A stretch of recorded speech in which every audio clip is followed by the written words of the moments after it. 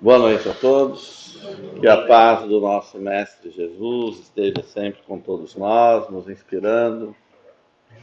E, inicialmente, sempre agradecendo ao plano espiritual, que preparou todos os recursos, com todo carinho, sabedores da nossa presença aqui hoje.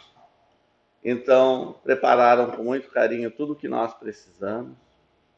E dessa forma, a melhor forma de nós recebermos os benefícios, muitas vezes não o que desejamos, mas certamente o que necessitamos, a melhor forma é que nós também abramos o nosso coração e disponibilizemos o que nós temos de melhor em nós, para que a espiritualidade leve para quem precise. Porque dessa forma, quando nós nos dirigimos a Deus, quando nós nos dirigimos à espiritualidade maior, que sabe, conhece dos nossos pedidos, das nossas necessidades, nós também oferecemos alguma coisa. Então, ao invés de levantarmos a mão vazia, nós ofertamos e também recebemos. Iniciamos, então, um processo de troca, uma troca positiva, uma troca virtuosa. Porque ninguém, absolutamente ninguém, é tão pobre que não tenha nada para ofertar. Então, esse procedimento nos ajuda muito, porque nos coloca em sintonia, que é a sintonia de auxílio ao próximo. Mesmo que nós não saibamos quem vai ser o beneficiário dessa nossa oferta. Isso nos ajuda muito.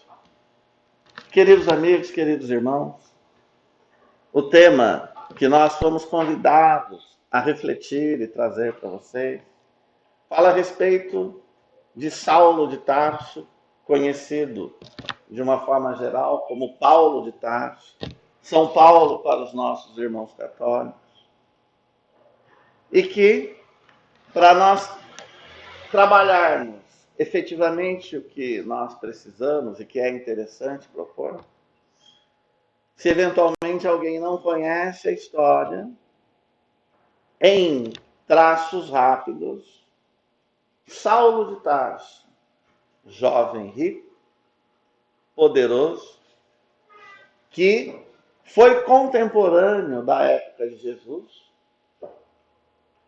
pessoa de alta referência na governabilidade da Judéia naquela época, porque, mesmo sendo judeu, também tinha cidadania romana, educado nos maiores e melhores meios daquela época, pois que foi discípulo e educado por Gamaliel.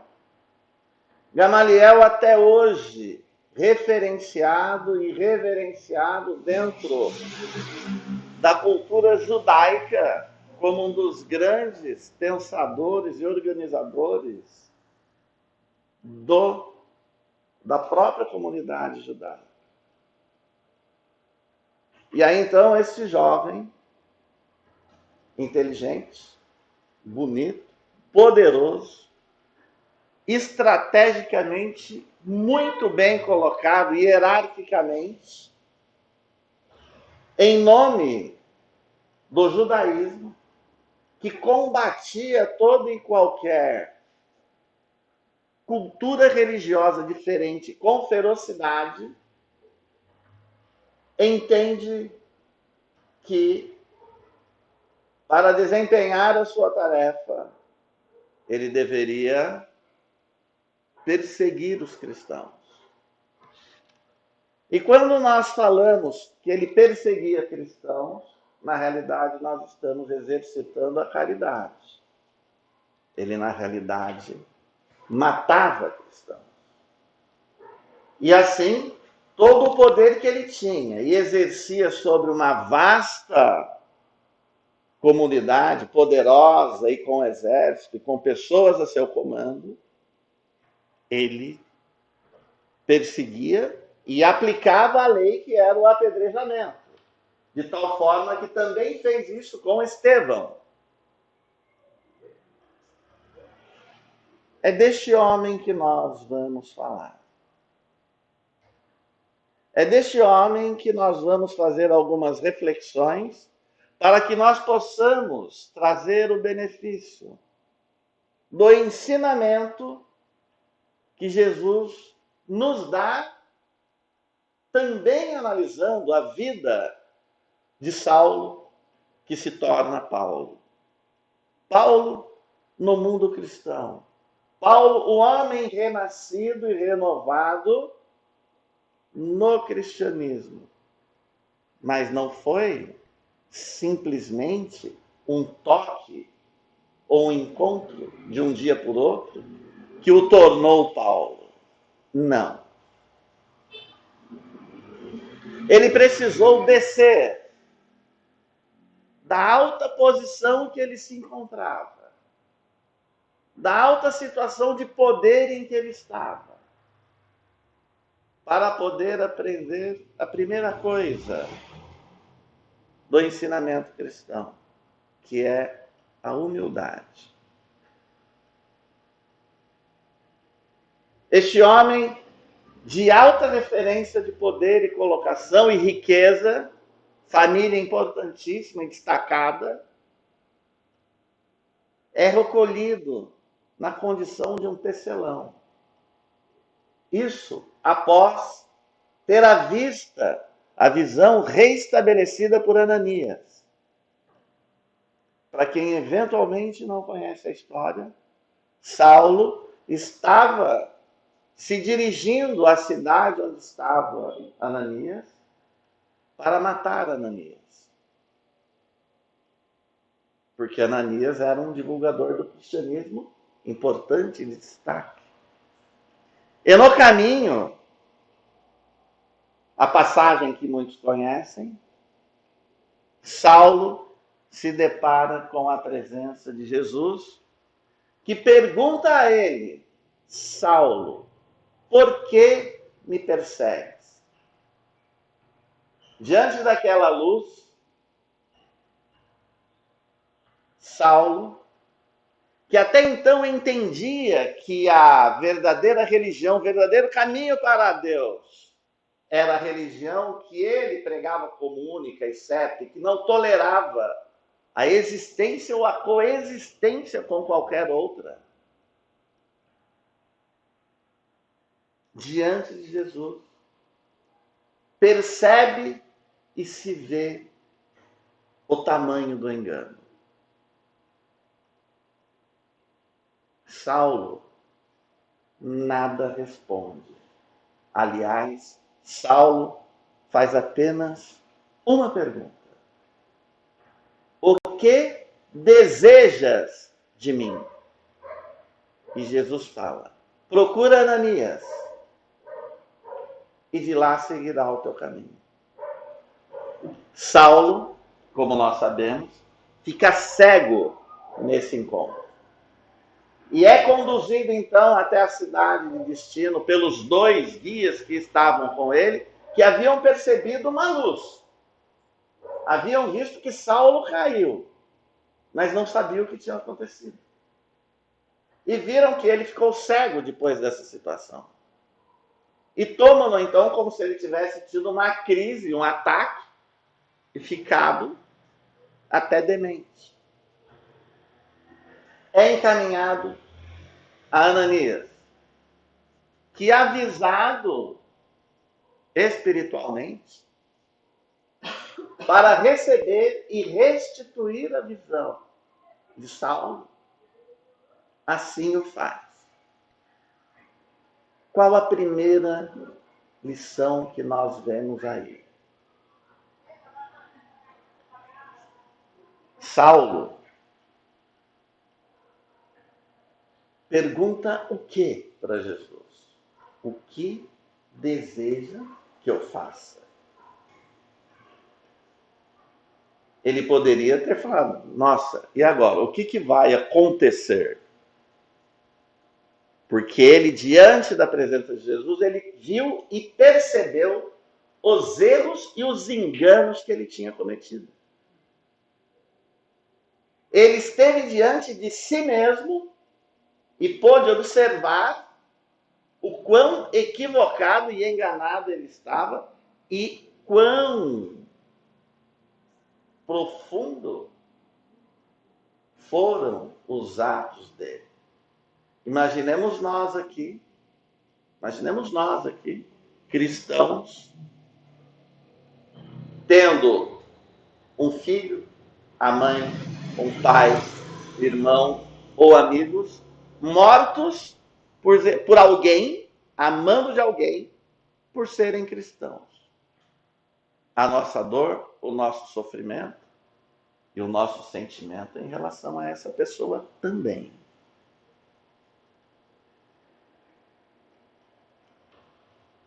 Saulo poderia ter perguntado o que vai acontecer. Aí Jesus diria para ele: olha, você vai sair daqui cego, Ananias vai restabelecer a sua vida, e o resumo vai ser assim: você vai ser perseguido, vai ser humilhado, vai ser espancado, vai ser apedrejado, vai quase morrer várias vezes, vai sofrer naufrágios, vai ser perseguido, e ao fim será executado em Roma, em meu nome. Aí Saulo poderia dizer: não, muito obrigado, volto depois, deixa para a próxima. Óbvio. Ele não perguntou o que vai acontecer, ele simplesmente se dispôs. E por que eu fiz essa chamada? Porque nós, quando nos percebemos nos nossos erros e nas nossas falhas, e nós sabemos que as temos, sabemos quais são. Nós precisamos assumi-las. Mas nós perguntamos: e agora? O que vai acontecer?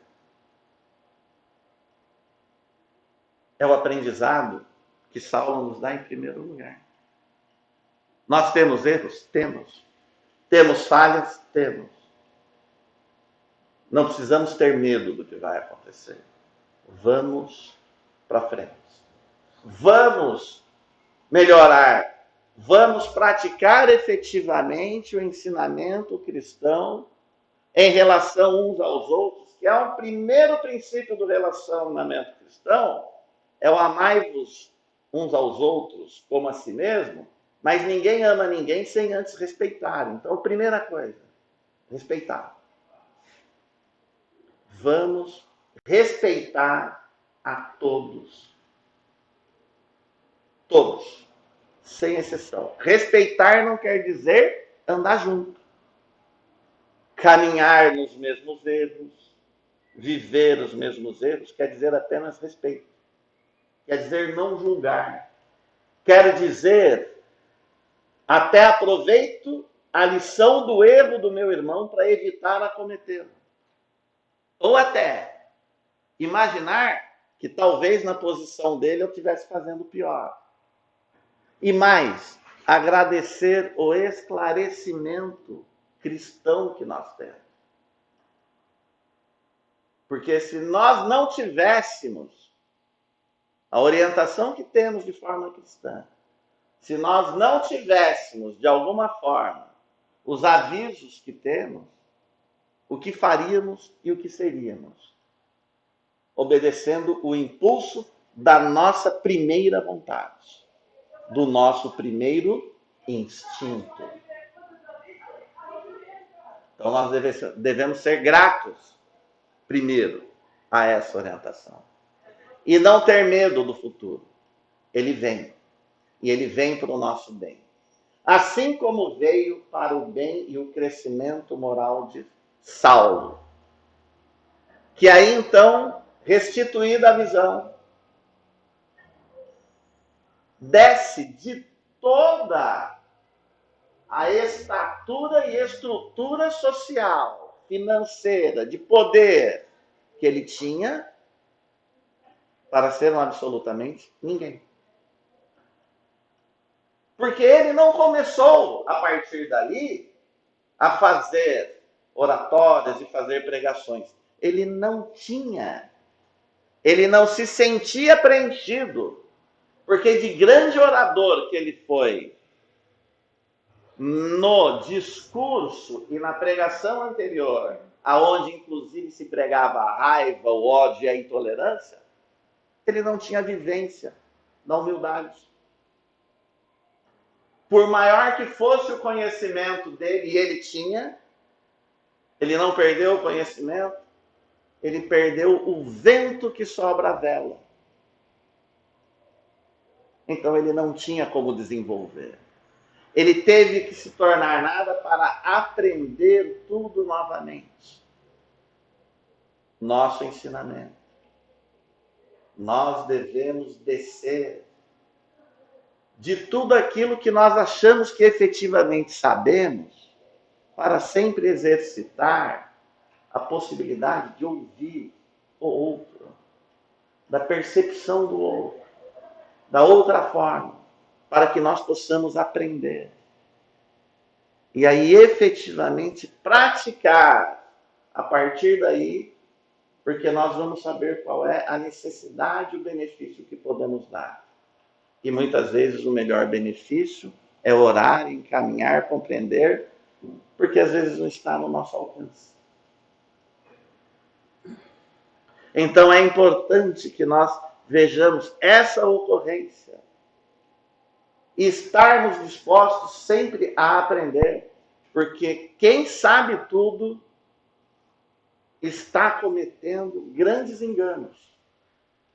Nós devemos sempre estar dispostos a entender que provavelmente nós não sabemos tudo ou podemos estar errados. Prestarmos atenção.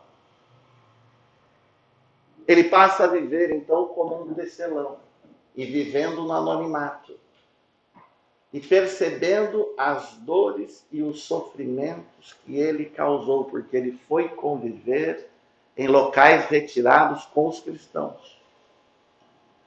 Viu e conheceu pessoas que foram vítimas. Pessoas que perderam pais, filhos, amigos, mães, irmãos nas mãos dele. E ele conviveu. Ele aprendeu. Como nós também, muitas vezes, convivemos com pessoas a quem nós provocamos, conscientemente ou inconscientemente, dores e aborrecimentos.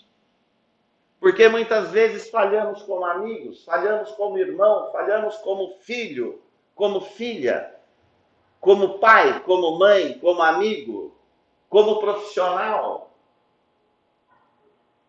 Conscientemente ou inconscientemente. Prestar atenção no outro.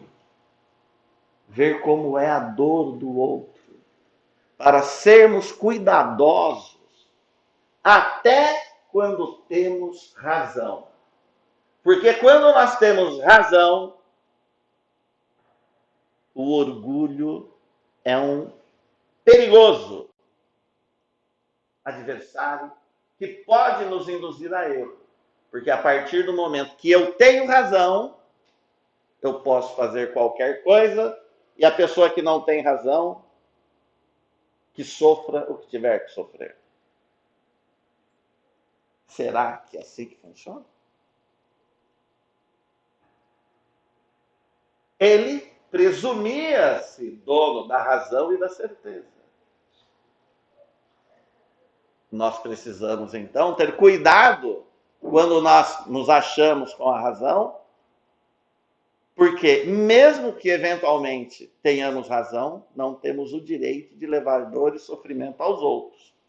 Temos o direito e a condição de nos defender, mas o suficiente para a defesa. Simplesmente. Enfim, Paulo de Tarso, Saulo, com o exercício do tempo, passa a se tornar Paulo e efetivamente torna-se o grande pregador que fez a base, montou a forma de se distribuir e divulgar o ensinamento cristão, e a história aí conta todas as dores, os sofrimentos e o que ele enfrentou. Mas qual era o ponto essencial para nós prestarmos atenção na vida de Paulo, então. Ele era conhecido pelo destemor.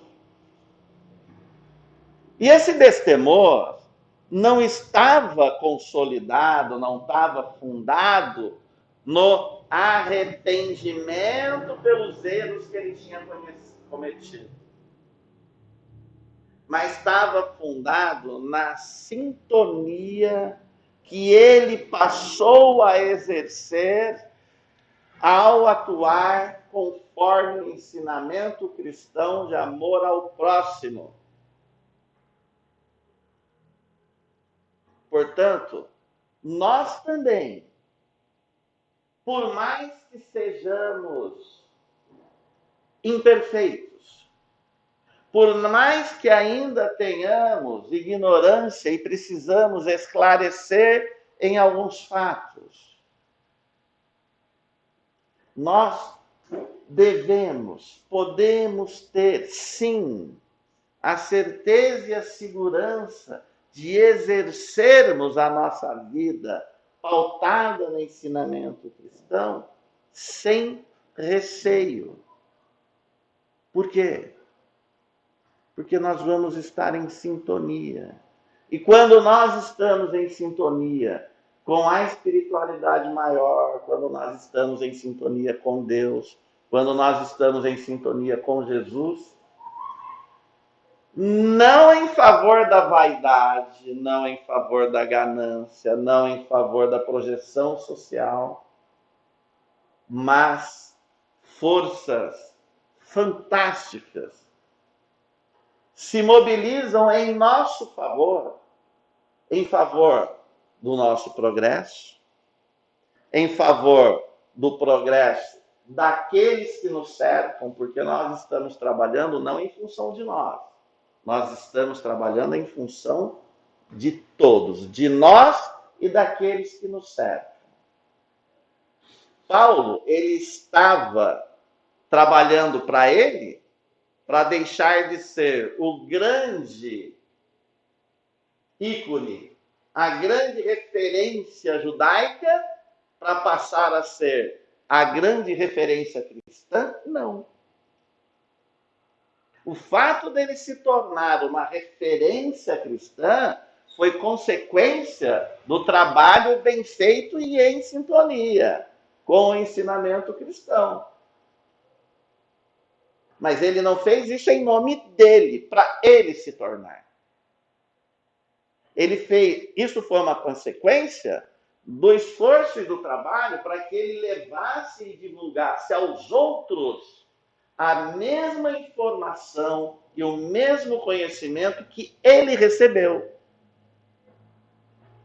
Para que, da mesma forma como ele inibiu os seus atos errados e passou a trabalhar de uma forma correta, as outras pessoas, se ainda não estavam em erro, evitassem estar em erro, ou se eventualmente já haviam e atuavam em erro, passassem a corrigir as suas condições e viver corretamente.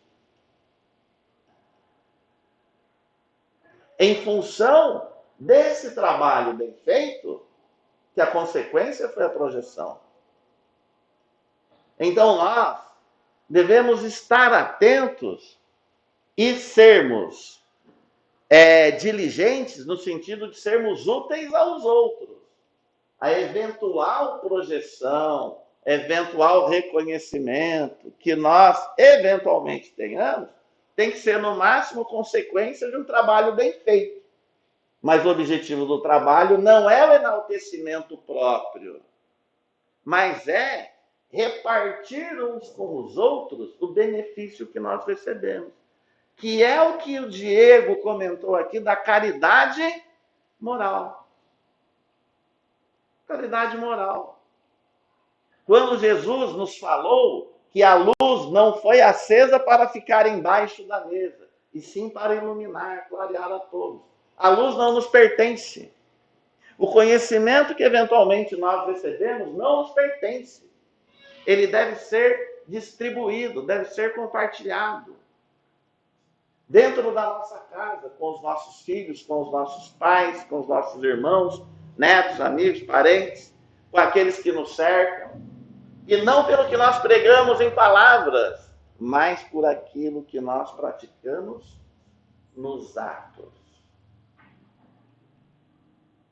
Porque as pessoas têm o ouvido fechado para o que nós dizemos, mas têm os olhos muito abertos para observar as nossas ações. Todos. Todos. Das crianças aos com 120 anos. É a mesma coisa. E nós não precisamos, não temos necessidade de dinheiro para isso. Nós não temos necessidade de poder, no sentido social, de sermos poderosos. Não. Basta e é simplesmente uma resolução íntima dentro de nós. Nós não precisamos nem divulgar isso. É um acordo que nós chegamos conosco. Não tem idade para tomar essa decisão, porque a idade nós já sabemos. Nós somos seres milenares. Não tem sexo. Não tem situação econômica ou posição social. É independente. Está ao alcance de absolutamente todos nós. Todos nós. Não custa nada. Não custa. Apenas tem como obstáculo a afeição que nós temos muitas vezes pelos nossos vícios, pelos nossos defeitos, que nós gostamos de alguns deles. Muitas vezes nós não gostamos do resultado, mas nós gostamos da prática. Então a gente tem que ser vigilante e ter a autocrítica, porque é o seguinte, nós somos assim, nós temos esses defeitos. Porque se nós não tivéssemos esses defeitos, nenhum de nós estaríamos encarnados aqui, nenhum. Se tiver alguém aqui puro e limpo, me perdoe, então eu vou falar por mim mesmo. E o pior, o mais defeituoso é o palestrante, porque esse daí não tem, é esse que deve mais, é o que está com conta mais pesada para pagar. Entendeu?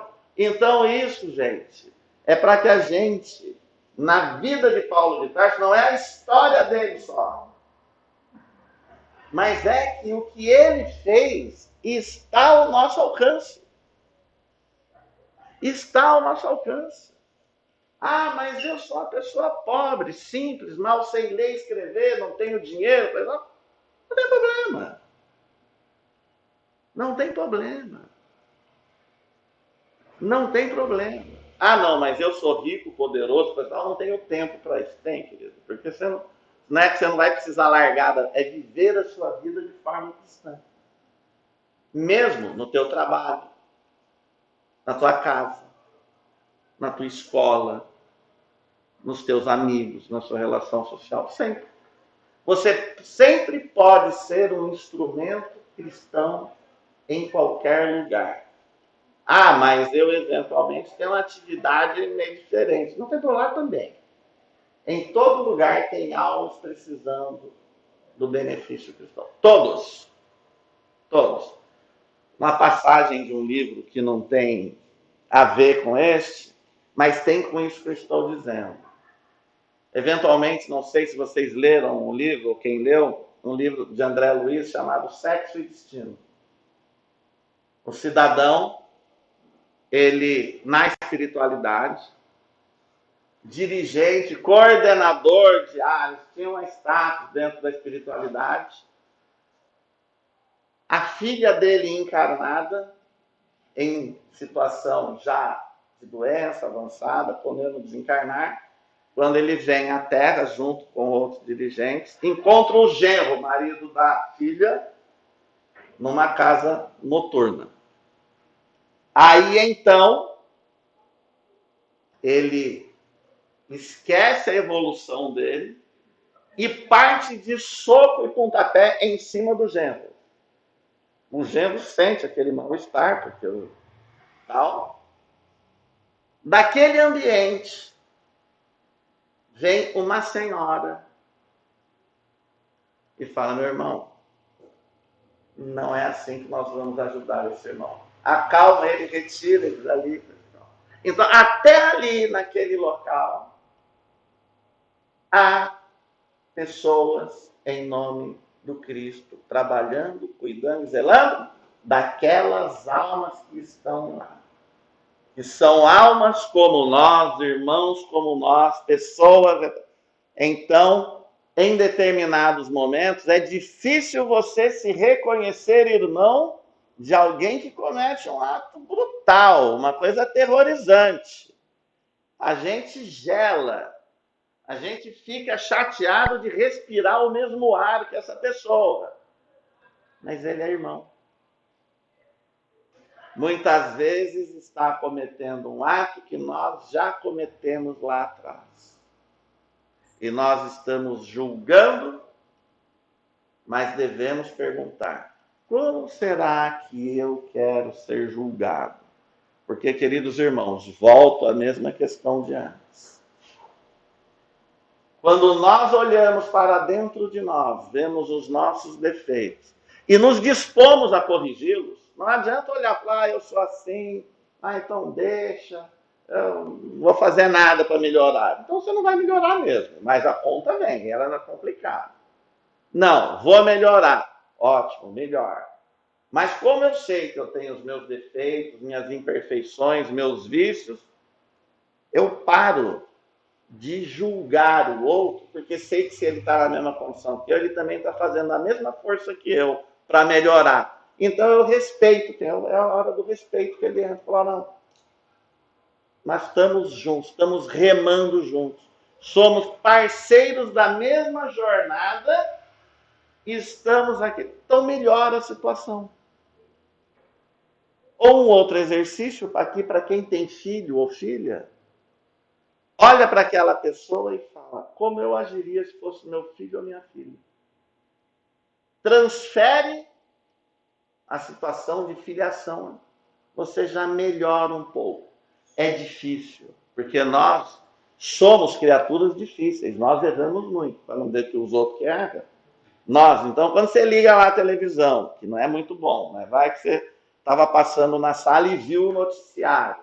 Fulano matou, fez aquilo, aconteceu isso e tal. E você vai exercitar o julgamento e a raiva, olha para ele como se fosse o seu filho, a sua filha. Está em erro? Está em erro. Não vou errar junto. Não vou me unir no erro. Mas que Deus vai encaminhar a correção e a recuperação para aquela pessoa que é. Como encaminha a oportunidade para nós corrigirmos os nossos erros. E pela caridade divina, muitos deles nós não nos conhecemos ou não nos lembramos em função do benefício do esquecimento. Mas ao nós analisarmos o nosso instinto, a nossa vontade, os sentimentos internos que nós não comentamos com ninguém, nós sabemos quem somos nós. E sabemos o que precisamos fazer. E isso é uma tarefa individual e íntima para cada um. Como todo o trabalho que Paulo de Tarso fez foi íntimo e foi para ele. Para mais ninguém. A reforma íntima dele é dele, foi dele. A reforma íntima de cada personalidade que nós lermos, temos conhecimento, foram deles. Alguém aqui, e é uma pergunta, alguém aqui sabe qual foi a encarnação redentora de Judas Iscariotes, que entregou Jesus? Foi Joana d'Arc. Judas Iscariotes. Hoje, é um ser de luz, de altas falanges.